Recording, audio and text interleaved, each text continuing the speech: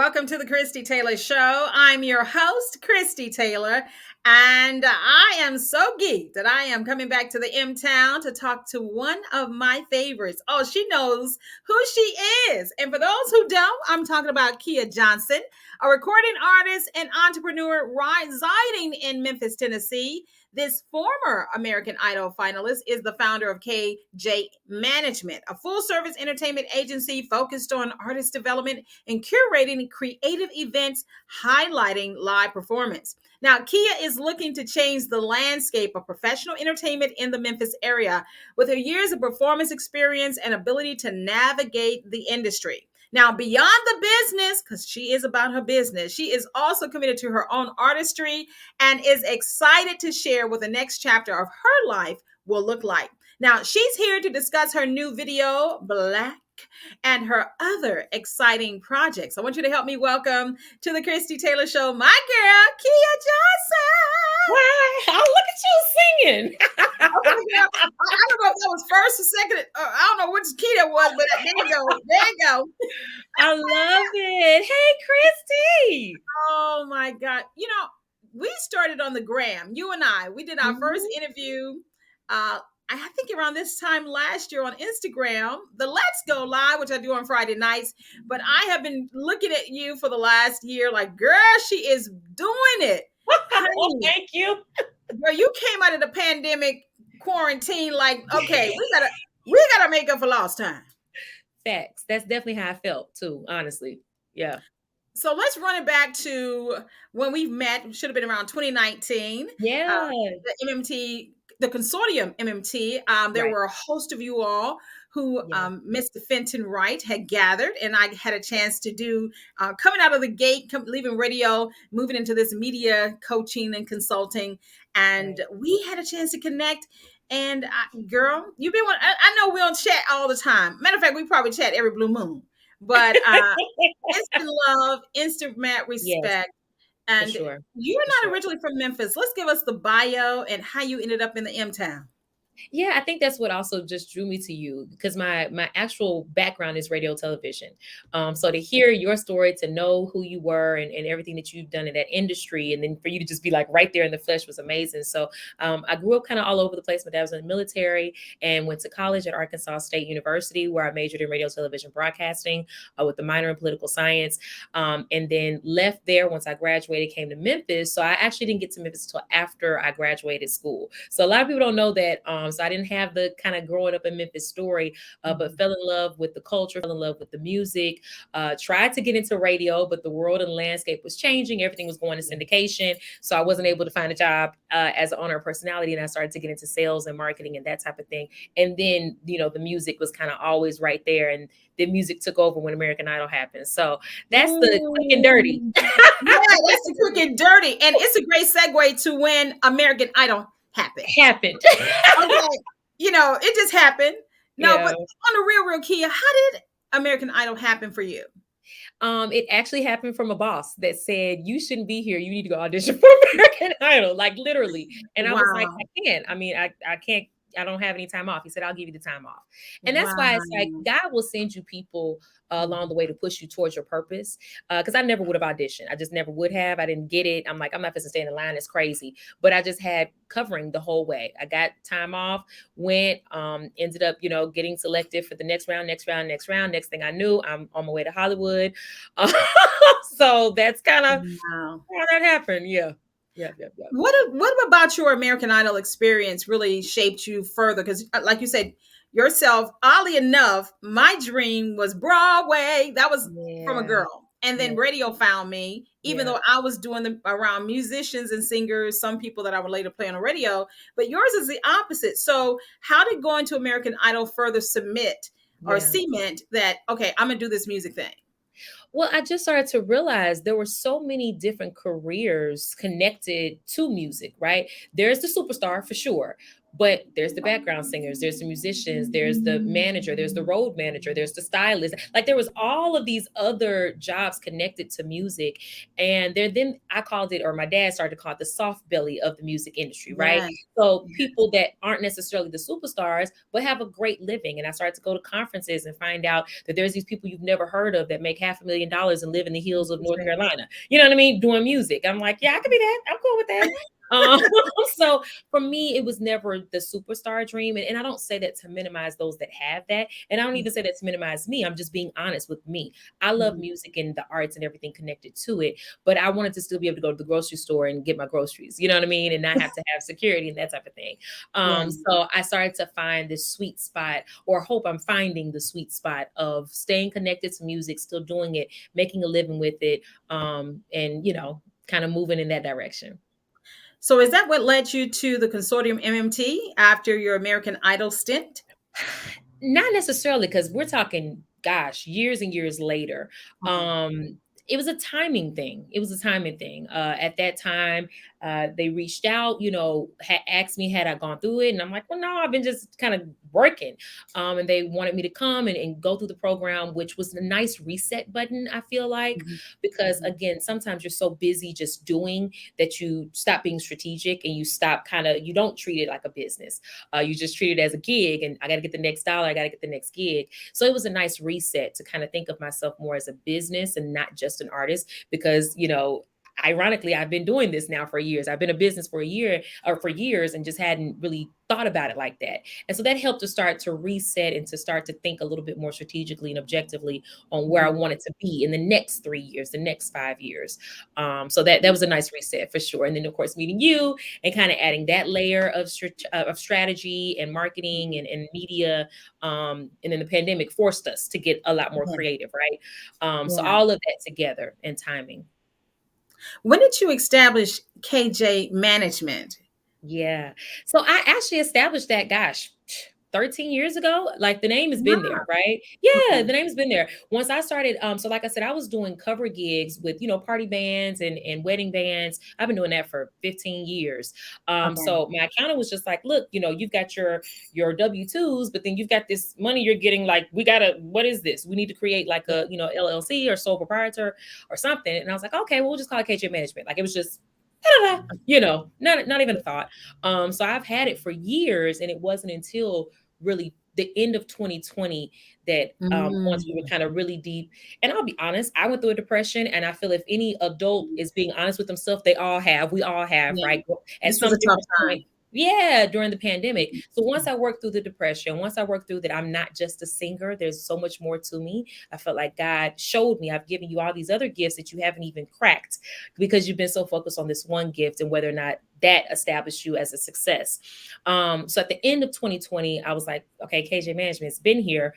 Well, what exactly do I do? I've been doing this. I've been teaching. I've been coaching. I've been, doing production. I've been directing. I've been doing all of this. I just Mhm. haven't called it that. I Yeah. had friends that were calling me and wanted artist development. They didn't call it that, but that's what it was. And so I Yeah. said, let me start to be a little bit more strategic with that. And Mhm. so when my birthday came around 2021, I wanted to officially launch KJ Management. But yeah, it's been in existence for probably 14, 13 years. Wow. You know, something I love the fact that you said you've been doing that, because even what I'm doing now in the digital space, consulting, I've been Yeah, doing for over 30 years. I just didn't right, even know it was called consulting. I didn't know it right. was called brokering. I didn't know finder's fees should have been in play. We've just been doing the work because we love the art. Exactly. Um, Exactly. so And one of people. the things, And you love and, people and too. and we love people and we love Yeah. helping people. Yes. So as you begin to coming out of 2020, and thank you for saying that a lot of us Yeah. creators, individuals, Yeah. really were impacted by the quarantine, by not being able to creatively have our normal outlet, Right. and that had to battle and deal and work through that. But can I Yeah. say that coming out of 2020, like I said at the beginning, you came out like guns blazing, sis. Oh, thank you. So Thank what you. about 2020 also, in addition to dealing Mhm. with, oh, I'm not this isolation, how Mhm. did you dig in deep, and what were some of the plans that Mhm. you actually wrote down, like, I'm going to do this in 2021 moving Yeah. forward? Yeah. So I did a couple of lives, but Mhm. I did a lot more writing. I Ooh. started to, write more music, which is where Black came from. I started to start to work on a musical, which I am still working on. I just started to do a lot more writing and also be very intentional about, okay, I've been teaching voice, I've been having students, but now I want to be very intentional with having voice lessons and like say, hey, I'm available for voice lessons. And so now I've grown that out. I wanted to help small minority owned businesses with marketing because I have a background in marketing. So now I've got several clients that I work with on their small minority owned businesses that I work Mhm. with on their marketing. So it's like there's all these other things now that are different silos that are connected, and which is I'm so glad that God gave me the foresight to call it an entertainment agency. So it Right. encompasses all of that. It's all connected to entertainment, but there's different facets of myself that I don't have to forsake now and can have it all housed under KJ management. So that's where we are. Last year when you were kind of putting some of those things in place, coming out of the pandemic, coming into 2021, and I Yeah. kind of quizzed you on something. He's like, well, I don't really want to say that. I said, sis, lean into it. And Mhm. I didn't Mhm. say it as like, girl, you better do it, but it's like, girl, lean into it. And Yeah. honey, by the summer, you were like, you were all shoulder to it. You were shoulder to it. Like, what? Push, because you started also, in addition to adding people to your roster, as you Yeah. say, building out the various business aspects of what you were already doing, but legitimizing it. One Right. thing that I saw that you did too was you started brokering partnerships with other Memphis-based companies. Can we talk about that? Yeah. I mean, it's just exciting to realize that a lot of what you need, you already have. Yeah. A lot of the relationships that I thought I needed, I already kind of had. And so it was just starting to have conversations and starting to say, hey, what is it that you're lacking? What do you need support with? Have you ever thought about this? So then these partnerships started to develop, and some of them aren't even in Memphis. I've got a partnership with Dream Create Inspire Tour, which is a nonprofit out of Denver, and they do songwriting workshops. And so now I've been working with them probably 3-4 years. We've been able to do virtual South by Southwest. We've been able to do virtual mixtapes. We did one here in Memphis. We did one in Denver. Like these partnerships that, again, I've known them for 3 or 4 years, but being able to sit still and be intentional, now we're kind of building things out, and deepening that relationship, which is very, very exciting to me to get to work with kids all over the country. Yeah. Even though I'm not necessarily in the room, we're all virtually in the same space together. So that's been amazing to do. That is one thing I really loved about the quarantine period. It Yes, did push forward the virtual aspects. I mean, because many of us, like if I Shelby County, right, maybe the Mid South region, right, but right, when you were forced to, oh, I have relationships, friendships all over the right. country and the world, it really does let us see that we can, stretch those. Another partnership Absolutely. that I noted that you did was with Beetroot, and also I know Yes, that you have anchored, made a little home over there at Hattie Lou with our partner, yes. Sekundayo Bentley. Can you just kind of flesh that out on what you're doing as an artist and also your artistry and other these other partnerships? Oh, I just love that. You really are a friend fan. Honey, You didn't I pitch me. So yeah, think, I was super excited. B Root yeah, offered me a distribution deal, which was really exciting. And with that, I actually teach my vocal lessons out of a studio at Beetroot at the For You recording studio. So I've got a beautiful relationship with them. It's wonderful because artists are in there all the time, and now they're like, hey, if you need vocal lessons, we've got an in-house vocal instructor. You can reach out to her and do lessons that way. And then, of course, with Hattie Lou, which is, I always love Hattie Lou. I always support them, again, small Black owned theater. And the exciting thing now, which I think last time we talked, we had mentioned about the whole Italy, going to Italy to play Lady Day. Well, now we're bringing it here. yeah, I'm super excited about it, to revamp the role, to out after 2 years of kind of going through a little bit more isolation and imagining some things that Billie Holiday went through. Of course, seeing Audra Day's performance of her, and just how deep she got. Now, I don't have no acting coach like that to help me with the with the accent and all that type of stuff, but I do feel like I want to bring a different version of her this time. And going through the things that we've gone through, I think it's going to be easy to tap into that. So I'll be doing that one woman show at Hattie Lou at the end of April, and tickets actually just went on sale, so I'm super excited about that. And nervous and scared because, like I said, we love us some Billie Holiday, so I got to do it right. So yeah, those are big partnerships that I love and adore. And again, Beat Root is minority owned as well, so it's like that's important to me, for us to have our piece of wealth and representation, and perspective from our side of the story. So I'm really excited to be connected to them. Now, Keia, you're sounding like Issa Rae, unapologetically Black. That's the flow we're in. And I wore black. I'm just saying. Okay. Look, I'm black. Okay. Black on black on black. Yeah. So let's talk about the new how do I want to say it? I want to say it. Well, I'm just gonna say black is the new black. being black is the new black, and your generation, definitely the millennials, are pushing that narrative forward. Where are you in that scale? I know you wore black, but like, where are you in that scale, and how does it reflect in how you do business, not just with Black owned businesses, but across the board? Yeah. I mean, I've always been that person, right? Even in school, I was the president of BSA.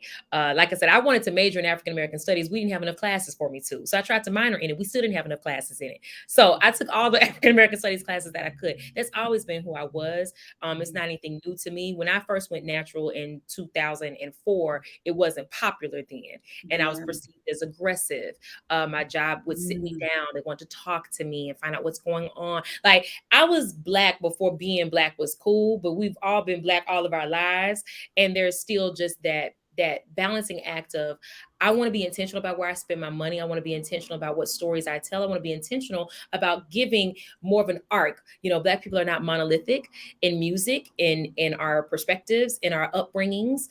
And I want to tell some more of those stories. So where I am is where I've always been. And that's being, represented and supporting those who are typically overlooked. And that's especially minorities and women as well. So that's pretty much, I mean, if I could find a grocer that was Black owned or woman owned, that's where I would shop. Like, I'm very intentional about where I spend my money, clothing, makeup, like all of it. Like, I was so happy that Rihanna did Fenty, because I'm like, look, I don't want Mac or anybody else to get any more of my money, because even Bobby Brown, it had her name on it, but she didn't own it. So it's like, all of these things that we don't realize. Yeah. So I'm definitely on that end of the spectrum.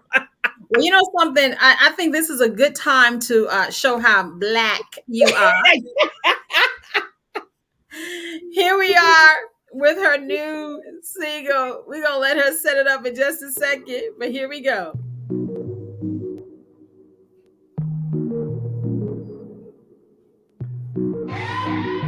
I'm so tired of walking around with my head down like I'm okay.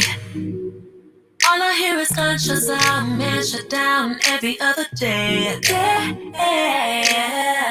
I can't get no sleep at night. I'm scared for life, too scared for you and I. Will the phone ring tonight? Everyone alright? Did the police take another life? Tell me when it ever say now. Does my skin offend you that much? And why does it seem it's just us who get no justice? Is it 'cause I'm Black? 'Cause I'm Black? 'Cause I'm Black? Why you on my back? Is it 'cause I'm Black? Is it 'cause I'm Black?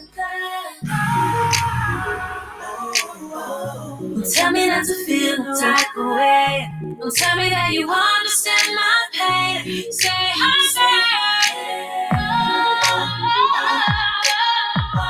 Never had a gun held to your face. Don't tell me that it's not about the race. Can you say his name? You can't sleep at night, not scared for your life. Must be nice. Really should be white. Police didn't take your life. So tell me when it ever seem now. Does my skin offend you that much? And why does it seem it's just us who get no justice? Is it 'cause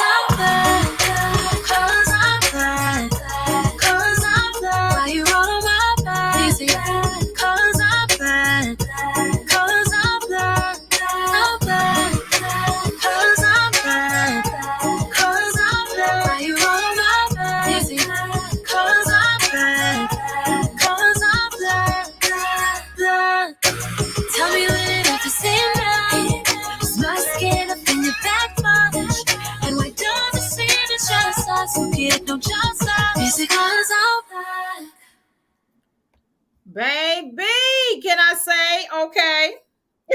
First of all, I need you to break that down. Okay, first of all, okay, I'm trying to figure out where I want to start. Yeah. As Yeah. you know, the vocals. Thank you. Can I say that your voice is really on point? I mean, not that it hasn't been on point, but in extra ways you have matured vocally. Would Yes, you for agree? sure. For sure. For sure. I mean, because just the tones, the way you're flowing now, just the you're leaning into it in such a soft way, but yet such a strong message. Yeah. Um, Yeah. the lyrics. Where did that song come from? Okay, or Yeah. So ah, right. Obvious, right? Where it came from. And I remember I was so angry. I was really, really angry. With everything that was going on, of course, with George Floyd and Ahmaud Arbery. And I mean, there's just too many names actually to keep up with. And I was angry and I was talking to my musical director and I was talking to a good friend of mine who was a lyricist and an artist. And I was like, I need to write this down. I wanted to be angry. And they were like, yeah, but who's going to listen to it if it's so angry? That's going to be a turnoff. And even though sometimes I don't agree with that, sometimes people just need to be offended. I wanted the message to go forth more than I wanted to be angry. And so they helped me find a sweet spot on how to tell this angry story in a more palatable way. And so that's where the lyrics came. So I always shout out Cedric, who's just an amazing artist and writer. And then Deborah Williams, who we also did another song together. Hearts on Fire. So it's just great to have people that know you and that can help you kind of package what you need to. Again, a team package what you need to package so that more people reach it. So that's where that came from. I didn't know I was going to wear my hair the same way I wore it in the video, but it was on point. It's on point. Because I'm black. Okay. Then the other part of this is like, I want to scream about is the cinematic. Yes. Approach. Yes. Okay. Yes, Saint Alan is incredible. This was his vision. I told him this was the story. I wanted to be black and white. I knew I wanted to be in black and white.